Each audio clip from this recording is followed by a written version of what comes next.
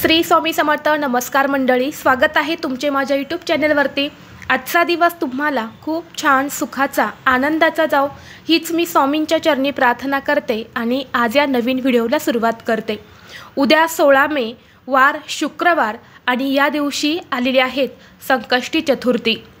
सनातन धर्मात गणेश उपासनेला विशेष महत्त्व आहे. प्रत्येक महिन्याच्या कृष्ण पक्षातील चतुर्थीला संकष्टी चतुर्थी साजरी केली जाते. वैशाख कृष्ण पक्षात येणाऱ्या चतुर्थीला एकदंत संकष्टी चतुर्थी या नावाने ओळखली जाते. या दिवशी भगवान गणेशाच्या एकदंत या स्वरूपाची पूजा केली जाते. हे रूप अष्टविनायक रूपांपैकी एक मानला जातो. धार्मिक मान्यतेनुसार या दिवशी श्रद्धेने व्रत करून विधीपूर्वक बाप्पाची पूजा केल्याने भक्तांना सुख समृद्धी आणि संतती प्राप्तीचा आशीर्वाद प्राप्त होतो. निसंतान म्हणजेच ज्यांना संतान नाही अशा महिलांनी या व्रताचे विशेष महत्त्व असून संतान प्राप्तीसाठी या व्रताचा उपवास केला जातो. मुलांच्या प्रगतीसाठी उज्ज्वल भविष्यासाठी देखील हे व्रत खूप महत्त्वाचे मानले जाते. गणेशाच्या कृपेने त्यांच्या जीवनात मातृत्वाचे सुख येते असे मानले जाते. एकदंत म्हणजे एकच दात असलेले गणेश. हिंदू पुराणानुसार एकदा भगवान परशुराम कैलास पर्वतावर भगवान शंकराची भेट घेण्यासाठी आले होते. त्यावेळी गणेशजींनी त्यांना थांबवले. त्यामुळे रागवलेल्या परशुरामांनी आपल्या परशुने गणेशाच्या सोंडेवर प्रहार केला, ज्यात त्यांचा एक दात तुटला आणि त्यानंतरच त्यांना एकदंत हे नाव प्राप्त झाले. एकदंत संकष्टी चतुर्थीचं व्रत भक्तांसाठी श्रद्धा, संयम आणि भक्तीचा संगम मानला जातो. योग्य पद्धतीने पूजा करून श्री गणेशाचे आशीर्वाद मिळवण्याचा हा अतिशय पवित्र दिवस मानला जातो. असे म्हटले जाते की या दिवशी भगवान गणेश पृथ्वीवरती भक्तांना आशीर्वाद देण्यासाठी येत असतात आणि म्हणून या दिवशी पृथ्वीवरती गणेश तत्व हे नेहमीच्या तुलनेमध्ये खूप जास्त प्रमाणामध्ये जागृत असते. त्यामुळे या दिवशी व्रतासोबतच आणि श्री गणेशाच्या पूजेसोबतच काही प्रभावी उपाय आणि सेवा देखील केल्या जातात. आज या व्हिडिओमध्ये मी तुम्हाला एक अतिशय प्रभावी असा उपाय सांगणार आहेत. उद्या शुक्रवार संकष्टी चतुर्थीला तुम्ही उपवास नाही केला तरीही चालेल, पण संध्याकाळी इथे जाळा एक तमालपत्र. कितीही कठीणातील कठीण इच्छा बाप्पा तुमची पूर्ण करतील. सर्व दुःख, संकट, अडचणी, दारिद्र्य नष्ट होऊन सुखाचे दिवस प्राप्त होतील. तर असे हे तमालपत्र कुठे जाळायचं आहेत, कोणत्या वेळेत जाळायचं आहेत याबद्दलची संपूर्ण माहिती आज या व्हिडिओमध्ये मी तुमच्यासोबत शेअर करणार आहे. त्यामुळे तुम्ही हा व्हिडिओ स्किप न करता शेवटपर्यंत नक्की पहा. चॅनलवरती नवीन असाल तर सबस्क्राईब करा आणि असेच माहितीपूर्व नवनवीन व्हिडिओ पाहण्यासाठी बेल आयकॉनला प्रेस करा. म्हणजे जेव्हा कधी मी नवीन व्हिडिओ अपलोड करेल त्याचं नोटिफिकेशन सर्वात अगोदर तुम्हाला भेटेल आणि तुम्ही एक पण व्हिडिओ मिस करणार नाही. आज या व्हिडिओमध्ये जो उपाय मी तुमच्यासोबत शेअर करणार आहे तर हा उपाय आपल्याला उद्या संध्याकाळी करायचा आहे. संध्याकाळी तुम्ही 6 वाजल्यापासून ते 9:30-10 वाजेपर्यंत हा उपाय करू शकता. जर भरपूर दिवसापासून तुमच्या मनामध्ये एखादी इच्छा असेल आणि तुमची इच्छा पूर्ण होण्यासाठी तुम्ही अगदी 100% प्रयत्न करत आहेत, कष्ट करत आहे, परंतु प्रयत्न आणि कष्ट करूनही तुमची कुठलीही इच्छा पूर्ण होत नसेल, तुमच्या प्रयत्नांना यश मिळत नसेल, कोणतीही गोष्ट ही तुमच्या मनासारखी घडत नसेल तर हा उपाय तुम्ही नक्की करा. जर तुमच्या मनामध्ये नोकरी प्राप्तीची इच्छा असेल, तुम्हाला एखादी नोकरी मिळवायची आहेत, नोकरी प्राप्तीसाठी तुम्ही भरपूर प्रयत्न करत आहे परंतु तुमच्या प्रयत्नांना यश मिळत नाही तर तुम्ही हा तमालपत्राचा उपाय नक्की करा. तसेच जर तुमची इच्छा ही धनप्राप्तीबद्दल असेल, शत्रुदोष नष्ट होण्याबद्दल असेल किंवा मुलांची प्रगती होण्याबद्दल असेल, पतीची प्रगती होण्याबद्दल असेल किंवा एखादा आजार आहे तर तो आजार पटकन बरा होण्याची तुमची इच्छा असेल तर या काही सर्व समस्या ज्या आहेत तर त्या दूर होण्यासाठी तुम्ही हा उपाय करू शकता. तसेच तुमच्या आयुष्यामध्ये काही दुःख आहेत, संकट आहेत, अडचणी आहेत तर ती दूर होत नसेल, वारंवार अडचणी येत असतील तर यासारख्या समस्या देखील या उपायाने दूर होतात.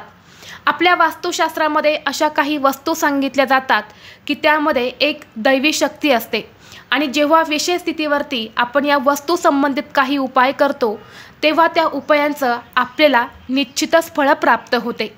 आता हा उपाय करण्यासाठी तुम्हाला उद्या सकाळी लवकर उठायचं आहे, स्वच्छ स्नान करायचं। तुमच्या देवघरामध्ये गणपती बाप्पांची मूर्ती असेल तर मूर्तीवरती शुद्ध पाण्याने अभिषेक करा किंवा तुम्ही पंचामृताने केला तरी सुद्धा चालेल। तसेच फोटो असेल तर स्वच्छ पुसून काढायचा आहे।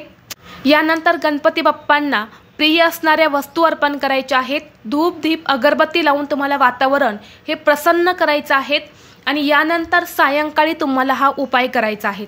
उपाय हा आपल्या देवघरासमोरच करायचा आहे, त्यामुळे सर्वप्रथम तुम्हाला तुमच्या देवघरामध्ये दिवा लावून घ्यायचा आहे, धूप अगरबत्ती लावायच्या आहेत, गणपती बाप्पांची आरती करायची आहेत आणि यानंतर या उपायाला सुरुवात करायची आहे।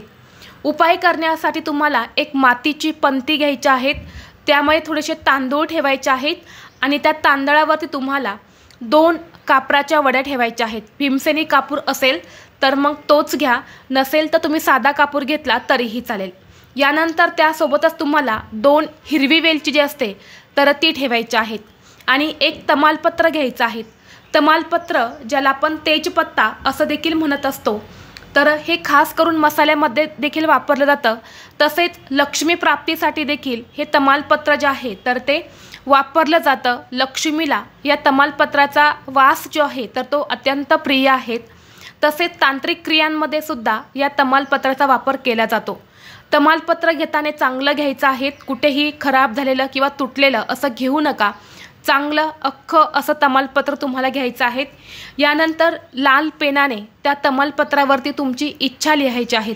जसे की नोकरी प्राप्तीबद्दल असेल तर नोकरी मिळण्यासाठी, मुलांची प्रगती होण्याबद्दल असेल तर मुलांची प्रगती, अशी जी काही तुमची इच्छा असेल तर ती तुम्हाला लाल पेनाने लिहायची आहेत। लाल पेन तुमच्याकडे नसेल तर मग काय करायचं, थोडंसं कुंकू घ्यायचं, कुंकात पाणी टाकायचं, त्याचा गंध तयार करायचा, एक काडी घ्यायची आणि त्या काडीने त्या पानावरती तुमची इच्छा लिहायची आहेत। एका पानावरती एकच इच्छा तुम्हाला लिहायची आहेत।